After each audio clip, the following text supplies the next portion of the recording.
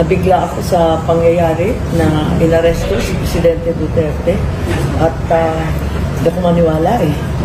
Medyo nayanig ako masyado, kawawa naman si Presidente Duterte. Ang akin kasi, hindi na tayo natuto. Gulo lang ang dulot nito. Hindi na tayo natuto. Etong paulit-ulit ay walang pakinabang sa mga naghihirap sa bayan ang bangayan ng politika. Parang naging siklo na tayo na ganito. Gumanda ba ang buhay natin dahil sa pamumulitika? Umasenso ba ang ating bansa? Hindi na tayo natuto.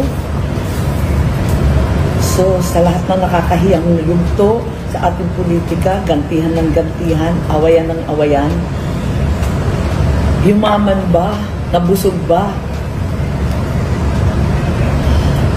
Sumaya ba ang taong bayan? Sus, Ginoo ko, los-los ni mo, Amy. Ay natag-ilara, grabe kay ka-uwi ni mo. Oo, sus, Ginoo ko.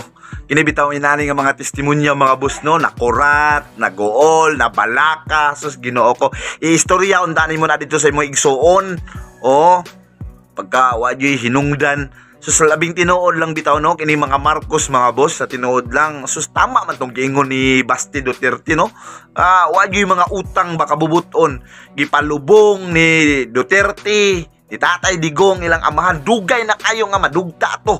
Pero, tungod, sus, Ginoo, pagmahal ni Duterte, oo, tungod sa iyahang kuan baka na bitawng makiana ang ayon nga pagka-presidente gipalubong o gipapalubong dito pas mga bayani niya karon ang katong mga tao nga nitabang sa ila sa dugay kay panahon. Grabe ra ba jud kay pasalamat anang bungbong o nga malubong na si yang papa. Nagpasalamat sa dito kang Tatay Digong niya karon sa Tatay Digong.